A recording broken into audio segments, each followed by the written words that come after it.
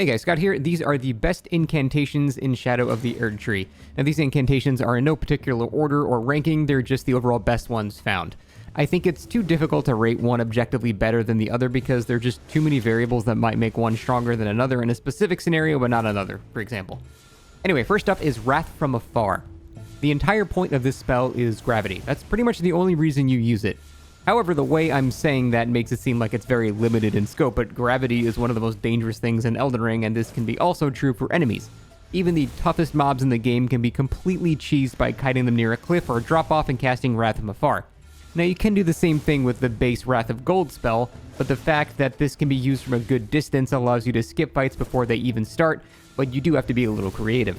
Additionally, Wrath from Afar costs less than half of what Wrath of Gold costs, so it's a far more spammable spell in case the first attempt does not knock an enemy off a cliff. Now, very advanced users can even free aim the spell next to an enemy to knock them in any direction that they want, but most of the time simply targeting the floor or the enemy itself is enough to cause gravity to claim another victim. Next, Heal from Afar. This is probably the best healing spell in the entire game for a number of reasons. First, it can be used to heal distant allies. This is an insanely valuable tool in co-op as no other spell can mimic this effect. Even if you don't want to learn to free aim the spell to hit friends in the distance, you can still just aim directly at your feet. The hitbox of the heal lingers for a good second or two, so even if you miss, allies can still run into where it hit and still receive the full benefits of the heal. You can also target an enemy with this skill if you know the enemy will not move much before the projectile hits, causing it to erupt and healing energy and healing all nearby, melee allies. But the insane true value of the spell is just the sheer amount it heals for in such a short animation. Like, it costs significantly less than FP than Erdtree heal, the strongest heal in the game, and it has only an 18 faith requirement compared to 42, and it only heals slightly less. Like, the sheer speed of this spell can make this entirely replace healing flasks with all FP restoring flasks, as this heal on a good faith build actually out-heals flasks. Finally, the spell just deletes revenants from the game, which is reason enough to justify it as awesome. Multilayered Ring of Light is my preferred disc throwing spell, like Discus of Light and Triple Rings of Light, namely because it only has a faith requirement and doesn't require an awkward intelligence and faith split that is difficult to build around for most of the game. When charged, it actually does a pretty large amount of damage just from the initial projectile, and if the enemy stands still to attack or cast a spell for 2 seconds, the residual damage of the spell is even higher. This absolutely deletes enemies that are weak to Holy, and still does respectable damage to pretty much everything else. Now, this honestly is a good melee ability to use against bosses, as they will typically just stand in it and keep attacking you despite the nature of the spell being a projectile, which, by the way, has a very, very long range. The 23 FP cost is a little steep, but the damage it does in a full hit is absolutely worth the cost. You could also cast it directly at your feet to kind of create sort of like a damaging shield near you, but the residual damage is nowhere near as high as the actual projectile itself. Just think of it as a direct upgrade to Discus of Light, not Dick of Light. That's a thing that only Mikola has. Light of Mikola, by the way, is a spell that I originally thought was pretty underwhelming, but it actually has a pretty unique property that I didn't understand until later. The spell has an insane 72 faith requirement, and the full cast time is several seconds, but the Pillar of Light knocks down most enemies who then stand back up into another barrage of light.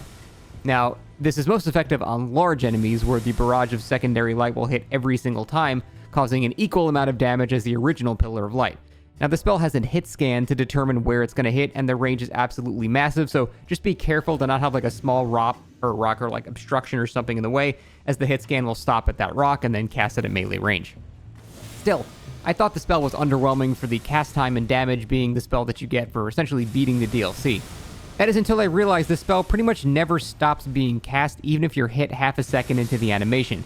Pretty much as long as you have cast the spell for half a second, the entire thing will play out as if you were in the full animation. So as long as you have the health to do it, it's actually a pretty insane close get-off-me tool, seeing as how you'll be immediately hit, stunned, and given control of your character again, while the full spell just plays out anyway. It costs you at most 1 hit unless you are stacking large amounts of poise, and your reward is a pretty hefty chunk of damage that can't be interrupted in any way. Because of the guarantee of the cast, the spell's actually much better than I originally thought. Knight's Lightning Spear just does a fuck ton of damage, that's it. That's the whole spell. It's just a straight upgrade to Lightning Spear. The initial spear does less damage than a regular Lightning Spear, but the follow-up spears end up making the total significantly higher. Additionally, Light of Mikola, even if you are interrupted, the secondary Lightning Spears still generate and fire off, even while stunned. Now, you should always aim to charge this spell with the Godfrey icon for significantly more disgusting damage, But in PvP, if the first lightning spear hits, the stun guarantees the secondary spears will hit as well, often one-shotting players from full health. There's no fancy secret or anything, it just does a ton of damage at safe range. Probably the only trick I can give you with this spell is that if you have multiple targets and change targets while the spell is being cast, the initial lightning spear will fly to your first target and the secondary spears will fly to the second, which can be kinda neat. Fire Serpent is basically just magic glint blade but with fire damage. It's rarely dodged by enemies because they dodge the initial cast, not the projectile itself, and it's just endlessly spammable at an extremely rapid pace. Like magic glint blade, it can also be charged. Unfortunately, the Fire Knights used for testing here are, who'd have guessed it, pretty resistant to fire, but this spell is just the perfect, cheap, spammable, quick incantation that they never really had before this other than Catch Flame, which is a close range spell. Boring, safe, but effective. Mesars Orb is a really fun spell that propels you into the air, only to land in a giant explosion, much like the boss himself. Now, the initial landing usually staggers enemies, and the explosion outright kills or knocks down. Fully charging the spell allows you to hover in the air for an extended period, which can actually be used on purpose to dodge several ground-based attacks like Godfrey Shockwaves or Waves of Light from Radagon. Now, the amount that this spell staggers is worth using alone, but the extremely high damage from a full charge will often take care of smaller enemies completely by itself. Just be careful using this spell against bosses, however, as there's very little hyper armor on the move, meaning you can just sort of be smacked out of the air. Learning when to use this move to dodge a hit and counterattack make it worth the price of admission, in my opinion. Pestthread Spears, like Pestthreads and Shard Spiral, it's pretty much made to delete large enemies. The projectiles pierce and hit multiple times, so while doing some kind of respectable damage on small enemies, it can deal upwards of 10,000 damage on very large enemies, as all of the projectiles have a damaging uptime. There's not really much else to say about the ability other than it's just used to delete big enemies. That's about it. So there you have it, all the best incantations in the DLC worth using, at least in my opinion. Now there's still a ton more in Shadow of the Erdtree, but they mostly range from like very niche uses to just utterly useless like Rain of Fire. Hopefully FromSoft will buff these lesser used abilities over time. But thanks for watching, and we'll see you next time.